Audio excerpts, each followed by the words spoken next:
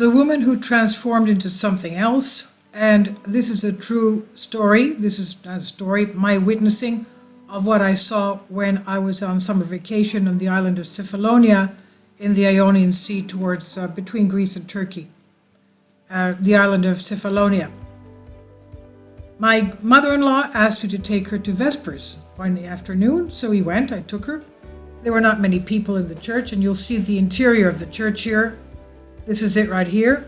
The altar there with the icons, and on to the right at the 3 o'clock position are the holy relics of Saint Gerasimos. If you've read Captain Corelli's Mandolin, he's referred the and unbelievably beautiful miracles attributed to Saint Gerasimos are written in that book, a lot of them. This is a very strong saint, and this is the initial church was built over his underground cell that he dug out with his hands, similar to Patrick's Purgatory, where Saint Patrick also dug out an underground cell, a cave, where he would sleep at night. Now, I was sitting behind these chairs to the back of the church. This is not the only church. There's a huge new church, but what I experienced was in this church. This is where the Vespers were held. This is Saint Gerasimos of Cephalonia, and he used to make his living by finding water for people. But he was also, of course, a Christian Orthodox priest and saint, monk, priest-monk. Now, what I witnessed with my mother-in-law, of course, she was sitting in front of me, was a young man. Well, the young man was about 35 years of age, and he was making very weird sounds, like a donkey makes, ee-aw, ee-aw, and things like that, okay? And half his face was a donkey's face, and the other half was between donkey and Homo sapiens, okay? This is a reality. Now, of course, we couldn't keep our mind on the Vespers because of the shock we had, but there was also another man standing behind us, full of joy and glee, singing along with the cantor and the hymns for the Vespers, and he was happy singing along.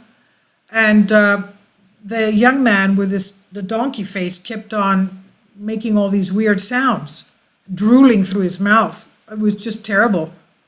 And after the Vespers were over, he started trying to pronounce the word mama, mama, mama, and he couldn't do that hardly. We were sitting in the area over the opening towards the cell, the underground cave cell that Saint Gerasimos made, and I'll tell you about that miracle as well. But after the man went towards the 9-10 o'clock position here at the altar that you see towards St. Michael's door, the mother was waiting for him there, and the priest started reading exorcism prayers over him. He knelt down, and the mother was with him, and the priest started reading exorcism prayers over him. Now, the man that was behind us singing with joy all these Vespers along with us, he says, "Oh, you were bothered by that. Now, he's a lot better now. You should have seen him what he was a couple of years ago. He's a lot better now," he said. "My daughter," he said, we are from Athens, he said.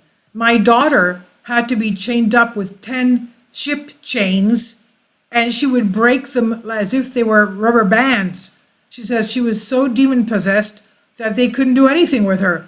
And we brought her here, and the exorcism prayers of the priests are what healed her. Then we decided to sell everything in Athens and move here, and she got married. She was healed. She got married. She's married, and she has 2 children now, and we're all living here in the valley next to this monastery, the Church of Saint Gerasimos, which is a nunnery." Okay? So now, according to his cell, I want you to get the benefits of this, because as the Archangel Raphael told us in the book of Tobit, we have to glorify God and let others know what takes place today in this day and age. Going into the pit, the cell that St. Gerasimos made, you go down a wooden ladder straight down, and it was summer, and I was wearing a white flower skirt, and it was a place where 10, 15 people can stand, and there's two cells, one in the beginning where the ladder is, and then you go down through a hole which is on the ground, and it's a hole, and you go into the other place where you used to sleep. Okay, so to go in through this hole, you had to lie flat on your stomach and go through it with your elbows. Okay, now and then going into the other section. Now everything there is dirt. Okay, it's not tile paved or anything. Everything is dirt. And what I noticed is there was this huge fat woman before me, and I saw the hole. And the hole looked as if it was made just for her to go through. Then I saw a little child go through the hole, and because you have to wait one at a time, you go through it one at a time. The little child goes through the hole, and the hole looked as if it was big enough only for the little child. And then I went through the hole, and I felt as if the hole was made just for me, for my size to go through. I mean, it's obviously that the hole was changing to accommodate the size of the person going through it. Okay, that's a miracle. So these are the two miracles that I witnessed at the days I was there for vacation. Unbelievable. The miracles of God. Now let's go to the woman who transformed into something else. Area 51's first secret experiment, it says. On July 14, 2003, the United States government acknowledged for the first time the existence of a place that has been the subject of both dreams and nightmares of millions of people, Area 51, a facility that has given fodder to many conspiracies for several decades, as for a very controversial subject which many claim to be true. If it is indeed true, then it's perhaps the most important human experiment in history. It's called Project Abigail. And the story dates back to 1943 under the name Auxiliary Field Air Force Indian Springs, with rumors growing that an incredible rate about what was going on there. Various media outlets were trying to get in and out, even a picture of the inside. However, security had been increased and multiplied to an extreme degree. Dozens of trucks full of soldiers guarded the entire perimeter. The newspapers of the time tried in every way to find out what was going on in there. They followed clerks and cleaners to their homes and paid huge sums just to get a little bit of information. The unforgettable name Abigail Weston goes down in history in a paradoxical way, as she was the beautiful daughter of one of the most respected chief scientists and commanders of Area 51, Albert Weston. At the time of World War II was at its end, but the case became entangled with Hitler's experiments in order to, through genetic conditions, bring their soldiers to a new level, thus creating something similar to Captain America in real life.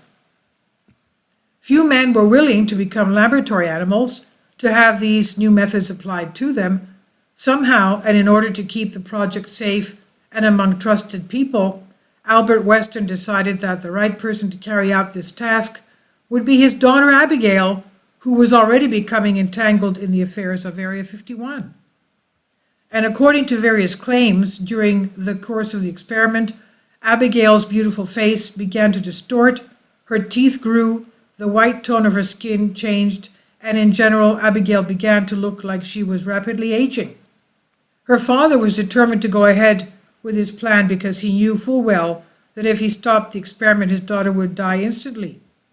Controversial information feeding the press said that they had observed some shadows and silhouettes, and from these they deduced that inside there was a gigantic human creature locked inside a huge cage, with heartbreaking screams piercing the walls. Abigail had completely lost her mind, and her body had become monstrous. It was almost 3 meters tall and looked like a wild animal. The experiment had failed miserably. The horrible mutation in the commander's daughters was huge and disgusting. 2 years after the start of the Project Abigail, her father committed suicide, leaving a letter asking his colleagues to save his daughter or at least preserve her life. But the U.S. Army was not willing to keep spending money trying to get Abigail back to normal, and they were going to let her just waste away. Later, rumors claimed that she was not dying, that she tried to escape, that someone shot her, but she survived, and more.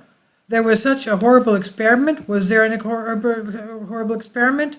And if so, what happened to the wild creature that Commander's beautiful daughter transformed to? And what do you think? So I forgot to tell you, though, in the beginning, okay, when I witnessed the young man who was half donkey-faced, or more than half donkey-faced, that happens when people curse other people and do black magic on other people and try and, you may not believe it, but this does happen. And that's why he had to go through all this sacrament of Holy Confession, Holy Communion, and the prayers of exorcism. Okay, so it's that's why Jesus was incarnated, in order to stop the evil one from destroying us, our identities.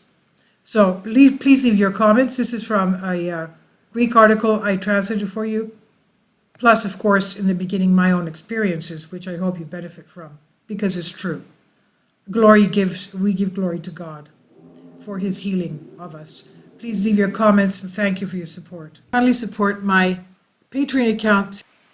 The daily posts are 5 videos daily, and they are totally different from what I have on my YouTube channel.